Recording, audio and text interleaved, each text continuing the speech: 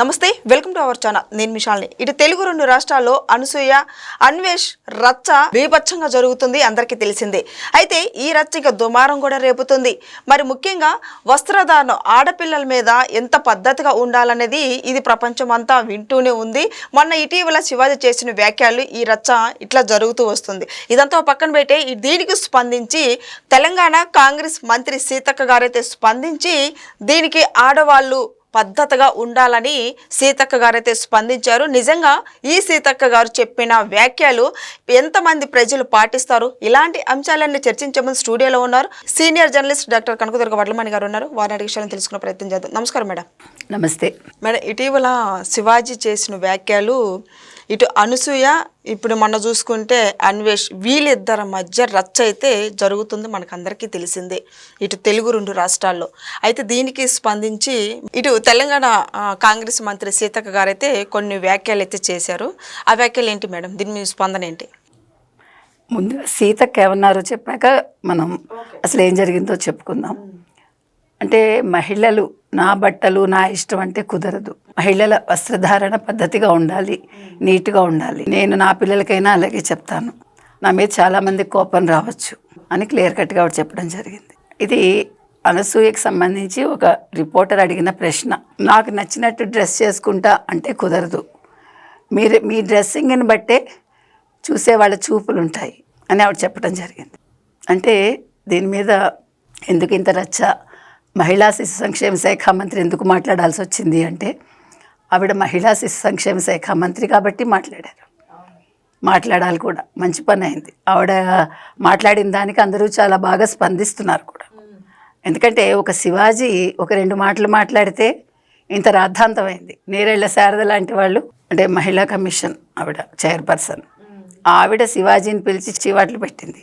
అవును. తర్వాత చాలా ప్రశ్నలు అయ్యాయి. ఆయన ముందు క్షమాపణ చెప్పారు, తర్వాత క్షమాపణ చెప్పారు కదా. రెండు పదాలు వాడకపోతే బాగుండేది. అయితే ఇక్కడ విషయం తీసుకుంటే, మీరు అనసూయ అనే వ్యక్తి, ఆవిడ బట్టలు, అంటే ఆవిడ పొట్టి బట్టలు వేసుకుని ఆవిడ పెట్టిన ఫోటోలు వైరల్ అవ్వడం, తర్వాత ఈ శివాజీ మాట్లాడిన దానికి నేను కూడా ఒక హీరోయిన్ని, నా బట్టలు నా ఇష్టం, ఇది నా స్వేచ్ఛ అని ఆవిడ మాట్లాడడం, ఆ తర్వాత ఆవిడని సపోర్ట్ చేస్తూ నాగబాబు మాట్లాడారు, తర్వాత ఆర్జీవి మాట్లాడారు, ప్రకాష్ రాజ్ మాట్లాడటం జరిగింది.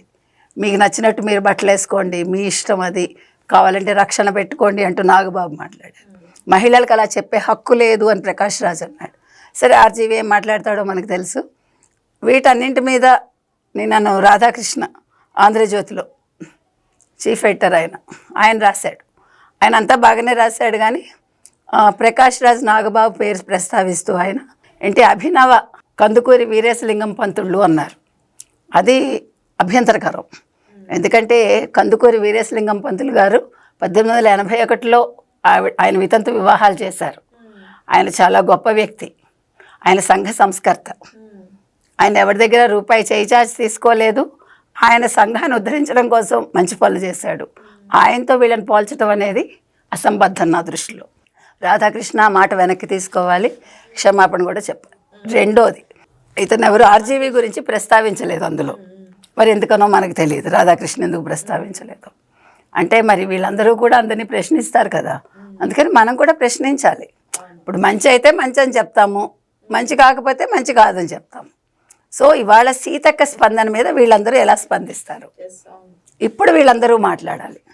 ఒక మంత్రి, కాంగ్రెస్ మంత్రి మాట్లాడాక వీళ్ళందరూ మాట్లాడకుండా ఉంటారా? మంత్రి అయినా కూడా మాకు పర్వాలేదు, మేము మాట్లాడతామంటారా?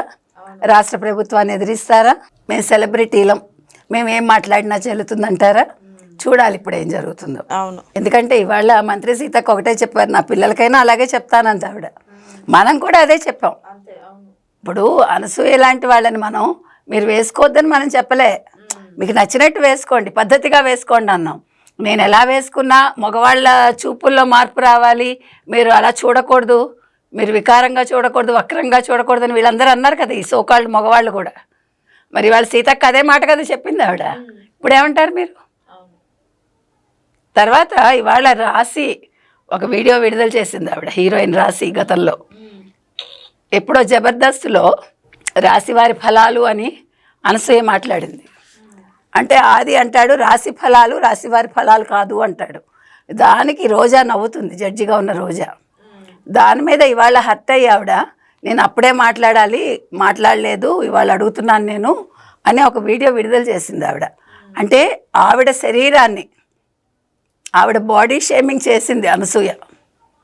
ఆది రాశాడు ఆ స్క్రిప్ట్, దానికి పడి నవ్వింది రోజా. అప్పటికి ఒక మంత్రిగా పనిచేసింది ఆవిడ, ఒక ఎమ్మెల్యే ఆవిడ జడ్జిగా నవ్వింది. మరి వాళ్ళ రాశికి అనసూయ క్షమాపణ చెప్తుందా?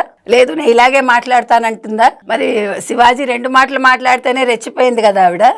మరి ఇలా డైరెక్ట్గా ఒక మనిషిని, ఒక ఆడపిల్లని, ఒక హీరోయిన్ని బాడీ షేమింగ్ చేసింది కదా, దీనికి ఏంటి? ఒక సంస్కృతి సంప్రదాయంలో భాగంగా ఒక ఉగాది రోజు మనం రాశి ఫలాలని చెప్పించుకుంటాం జ్యోతిష్యం ప్రకారం. దాన్ని తీసుకొచ్చి ఒక ఆడపిల్లకి బాడీకి సంబంధించి దాన్ని అన్వయించి రాసిన వాడిది తప్పు, దాన్ని పలికిన అనసూయది తప్పు, దానికి నవ్వటం వీళ్ళందరూ ఇంకో తప్పు. మరి దీని మీద కూడా ఇవాళ నాగబాబు స్పందించాలి, ఆర్జీవి స్పందించాలి, జస్ట్ ఆస్కింగ్ ప్రకాష్ రాజ్ స్పందించాలి కదా. సో మరి అనసూయని ఇప్పుడు దీని మీద అరెస్ట్ చేస్తారా, కేసులు పెడతారా? మీరు రోజా మీద కేసు పెడతారా, ఆది మీద కేసు పెడతారా మనం అడుగుతున్నాం.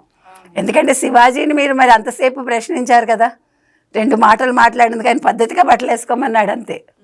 ఇప్పుడు సీతక్క చెప్పినా ఎవరు చెప్పినా మనం ఒక సొసైటీలో ఉంటున్నాం. ఈ సంఘం అనేది కొన్ని కట్టుబాట్లతో మనం ఏర్పరచుకున్నాం.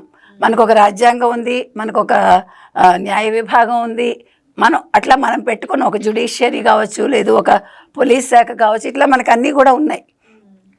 ఇవి మనం పెట్టుకుని ఇగో ఫలానా చోటుకి వెళ్తే ఫలానా బట్టలు వేసుకోవాలని మనం నిర్ణయించుకున్నాం. స్కూల్కి వెళ్తే స్కూల్ యూనిఫాము, ఒక లాయర్ అయితే ఏ రకంగా వేసుకోవాలి, ఒక డాక్టర్ ఏ రకంగా వేసుకోవాలి, ఇట్లా ఎక్కడికక్కడ ఒక గుడికి వెళ్తే ఎలా వేసుకోవాలి.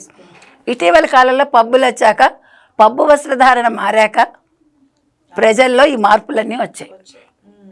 పబ్బుకి వెళ్ళినప్పుడు మీరు ఎంత పొట్టి దుస్తులు వేసుకుంటే మీరు అంత హైఫై మనిషి కింద లెక్క. సరే, దానికి ఎవరం కమెంట్ చేయము, అది మీ ఇష్టం, మీ వాళ్ళు మీరు చూపించుకోండి. కానీ సొసైటీలోకి వచ్చినప్పుడు ఇక్కడ ఎక్కువ శాతం మంది మిడిల్ క్లాస్ వాళ్ళు ఉంటారు, లోవర్ మిడిల్ క్లాస్ వాళ్ళు ఉంటారు. వాళ్ళ మీద ఈ ప్రభావం పడుతుంది. సినిమా వేరు, సినిమా అనేది ఫ్యాంటసీ. కానీ నిజ జీవితంలో మిమ్మల్ని చూసేటప్పుడు మీరు బయటకు వచ్చినప్పుడు మీ జాగ్రత్తలు మీరు తీసుకోవాలి, మీ ప్రికాషన్స్ మీవే, దానికి ప్రజల బాధ్యులు కాదు. ఎందుకంటే మీకు ఫ్యాన్స్ కావాలంటారు మీరు, నేను ఫలానా చోటుకి వెళ్తున్నాను రమ్మంటారు మీరు, వాళ్ళు వచ్చి మీద పడితే వాళ్ళ తప్పంటే ఎట్లా? అంటే వస్త్రధారణ ఎలా ఉండాలంటే అసభ్యంగా ఉండకూడదు, అందంగా ఉండాలి. అదే ఇవాళ సీతక్క చెప్పారు. కాబట్టి సీతక్క చెప్పిన దానికి వీళ్ళందరూ ఎట్లా రియాక్ట్ అవుతారు, ఇవాళ సీతక్క చెప్పిన దాంతో మనందరం ఏకీభవిస్తున్నాం. కానీ ఈ సోకాల్డ్ వాళ్ళు ఎలా రియాక్ట్ అవుతారు? సో అందుకని నేను అనేది ఏంటంటే, మీకు ఒక షోలో డబ్బులు ఇచ్చినప్పుడు మీరు ఏ డైలాగులైనా చెప్తారా? అదే డైలాగు ఒక వ్యక్తి వేరే రకంగా చెప్తే మీరు దాని మీద రచ్చ చేస్తారా? శివాజీ చెప్తే అది మనం అడుగుతున్నాం. ఇవాళ శివాజీకి వెనకాల ఎవరు ఉండకపోవచ్చు, పని కట్టుకుని కొంతమంది దుష్ప్రచారం చేసి ఉండొచ్చు. కానీ ఇవాళ సీతక్కకి ఏం చెప్తారు సమాధానం వీళ్ళందరూ? మనం అడుగుతున్నది అది. కాబట్టి ఈ అంశం మీద వీళ్ళందరూ స్పందించాలి.